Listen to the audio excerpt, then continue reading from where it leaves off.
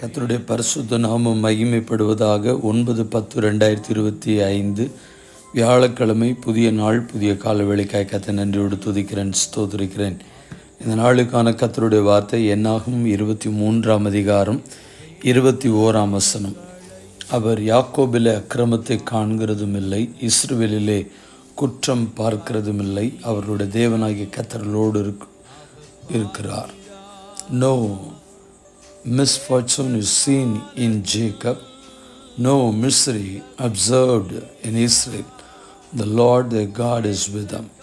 கர்த்தருடைய பரிசுத்த நாமம் மகிமைப்படுவதாக. இந்த ஆசீர்வதிக்கப்பட்ட புதிய நாளில் ஆண்டவர் நம்முடைய சிந்தனைக்காக நம்மோடு கூட இடைப்படுகிற ஒரு காரியம். கர்த்தருக்கு ஸ்தோத்திரம்.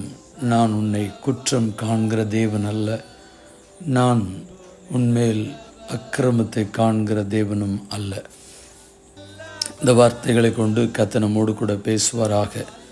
கிறிஸ்துவுக்குள் மிகவும் பிரியமானவர்களே, நாம் மிக சுலபமாய் புரிந்து கொள்ள வேண்டிய ஒரு காரியம், நம்முடைய ஆண்டவர் பாவியை நேசிக்கிறார், ஆனால் நம்முடைய பாவத்தை வெறுக்கிறார். அது மிக தெளிவாய் அறிந்திருக்க வேண்டும். நம்முடைய பாவத்தை வெறுக்கிறார், ஆனால் பாவி என்று புறம்பே தள்ளாதபடிக்கு பாவியை நேசிக்கிறார். அதே நேரம் ஒரு நாள் நம்முடைய ஆண்டவர் நீ பாவி அப்படின்னு சொல்லி நம்மை சொல்லுகிற ஆண்டவர் அல்ல, நம்மை பாவத்திலிருந்து மீட்டெடுக்கக்கூடிய ஆண்டவர். மனிதன் என்றைக்கோ ஒரு நாள் செய்த தவறை வைத்து நம்மை பார்க்கும் பொழுதெல்லாம் அவன் பாவி, இவன் இப்படிப்பட்டவன், இவள் இப்படிப்பட்டவள் என்று சொல்லி தவறான கண்ணோட்டத்தோடு அவர்கள் பேசுகிறவர்களெல்லாம் நீதிமான்கள் போலும், குற்றம் சாட்டுகிறவர்கள் மாத்திரம் குற்றவாளிகளைப் போலும் காண்பித்து மனிதர்கள் நடந்து கொள்வார்கள். வேதத்தில் கூட நம்ம பார்க்க முடியும் அப்படி பல உதாரணங்களை. ஆனால் இந்த வசனம் ரொம்ப அழகாக ஆண்டவர் சொல்கிறாரு.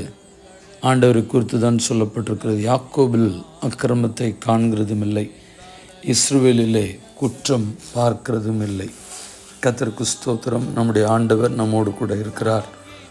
கர்த்தருடைய நாமம் மகிமைப்படுவதாக. எரேமியா 50ஆம் அதிகாரம் 20ஆம் வசனம் சொல்கிறது, அந்நாட்களிலும் அக்காலத்திலும் இஸ்ரவேலின் அக்கிரமம் தேடப்பட்டாலும் அது காணாதிருக்கும், யூதாவின் பாவங்கள் தேடப்பட்டாலும் அவைகள் கிடையாதிருக்கும். நான் மீதியாக வைக்கிறவர்களுக்கு மன்னிப்பேன் என்று கர்த்தர் சொல்கிறார். In those days, at that time, declares the Lord, search will be made for Israel's guilt, but there will be none, and for the sins of Judah, but none will be found, for I will forgive the remnant I spare. கர்த்தருடைய நாமம் மகிமைப்படட்டும். ரோமர் 4ஆம் அதிகாரம் 7-8 வசனங்களை வாசிக்கும் பொழுது, எவருடைய அக்கிரமங்கள் மன்னிக்கப்பட்டதோ, எவருடைய பாவங்கள் மூடப்பட்டதோ அவர்கள் பாக்கியவான்கள். எவனுடைய பாவத்தை கர்த்தர் எண்ணாதிருக்கிறாரோ அவன் பாக்கியவான் என்று தாவீது சொல்லியிருக்கிறான். Blessed are they whose transgressions are forgiven, whose sins are covered. Blessed is the man whose sin the Lord will never count against him. சங்கீதம் 32:1-2லையும் எவனுடைய மீறுதல் மன்னிக்கப்பட்டதோ, எவனுடைய பாவம் மூடப்பட்டதோ அவன் பாக்கியவான். எவனுடைய அக்கிரமத்தை கர்த்தர் எண்ணாதிருக்கிறாரோ, எவனுடைய ஆவில் கபடம் இல்லாதிருக்கிறதோ அவன் பாக்கியவான். Blessed is he whose transgressions are forgiven, whose sins are covered. Blessed is the man whose sin the Lord does not count against him, and in whose spirit is not deceit. கர்த்தருடைய நாமம் மகிமைப்படுவதாக. நம்முடைய அக்கிரமத்தை, நம்முடைய தவறுகளை, நம்முடைய மீறுதல்களை கர்த்தர் தயவாய் மன்னித்து சுத்திகரிப்பின் ஆவியானவர், சுத்திகரிக்கக்கூடிய தெய்வம், நம்மை சுத்திகரித்து நிலைநிறுத்துவதற்கு நல்லவராக இருக்கிறார். ஏசாயா 38:17 சொல்கிறது, இதோ சமாதானத்துக்கு பதிலாக மகா கசப்பு வந்திருந்தது. தேவரீரோ என் ஆத்மாவை நேசித்து அழிவின் குழிக்கு விளக்கினீர். என் பாவங்கள் எல்லாம் ஒரு முதுகுக்கு பின்னாக இருந்துவிட்டீர். Surely it was for my benefit that I suffered such anguish. In your love you kept me from the pit of distraction. You have put all my sins behind your back.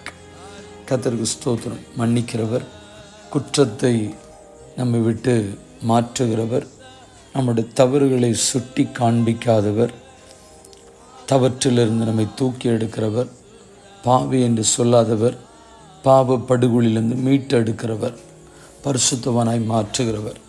அப்படிப்பட்ட நல்ல தெய்வத்தை நாம் நன்றியோடு துதிப்போம், ஸ்தோத்திரிப்போம். கண்களை மூடி நாம் ஜெபிப்போம். பரிசுத்தமுள்ள தேவனே, இந்த ஆசீர்வதிக்கப்பட்ட புதிய நாளுக்காக நன்றி செலுத்துகிறோம். உலகம், உறவு, நண்பர்கள், நேசித்தவர்கள் எல்லாரும் சொல்லுகிற வார்த்தை பாவி பாவி பாவி, நீ யோக்கியனா, நீ இப்படிப்பட்டவன் தானே, நீ அப்படிப்பட்டவன் தானே என்று சொல்லி தன்னை நீதிமான் போலும் காண்பித்து மற்றவர்கள் எல்லாரும் தவறு என்று சொல்லி, பாவி என்று சொல்லி குறை சொல்லுகிற சாத்தானுடைய கூட்டத்தை சார்ந்தவர்களாகவும் குற்றப்படுத்த ஆவியுடையவர்களாகவும் இருக்கும் பொழுது, என்னுடைய ஆண்டவர் நீர் ஒருவர் மாத்திரமே மனிதனுடைய அக்கிரமத்தை பாராதபடி, மீறுதலை பாராதபடி, தன்னுடைய தவறுகள் எல்லாவற்றையும் மன்னித்து நித்திய மீட்பு அளிக்கும்படிய வெளிப்பட்ட தேவகுமாரன் பாவத்தை வெறுத்து பாவ படுகொலிலிருந்து மீட்டெடுத்து அக்கிரமத்திலிருந்து விலக்கி அக்கிரமத்தை எங்களை விட்டு அகற்றி, கர்த்தருக்கு ஸ்தோத்திரம், பாவத்தின் படுகொலியிலே அழிந்து நாசப்பட்டு விடாதபடி எங்களை மன்னித்து மறந்து மறுபடியுமாய் உம்முடைய வழிகளிலே உம்முடைய பாதைகளிலே உமக்காக நிலைநிறுத்துகிறபடினால் என் தேவனை உம்மை துதிக்கிறேன், ஸ்தோத்திரிக்கிறேன். இந்த ஜெபத்தை என்னோடு இணைந்து செய்கிற சிறு பிள்ளைகள், வாலிபர்கள், பெரியவர்கள், நடுத்தர வயதிலுக்கு முதியவர்கள், பரிசுத்தவான்கள் ஒவ்வொரு உம்முடைய கரங்களை கொடுக்கிறோம். கர்த்தருக்கு ஸ்தோத்திரம். அவர்கள் குற்றப்படுத்துகிற நாவு குற்றப்படுத்தப்படட்டும். அவளை குறை சொல்லுகிற நாவு, கர்த்தருக்கு ஸ்தோத்திரம், அவருடைய வாழ்க்கையில் ஒரு உணர்வுள்ள இருதயத்தை கொடுத்து அவர்களை அவ்விதமான அனுபவத்திலிருந்து கர்த்தர் விலக்கி மாற்றும்படியாக ஜெபிக்கிறோம்.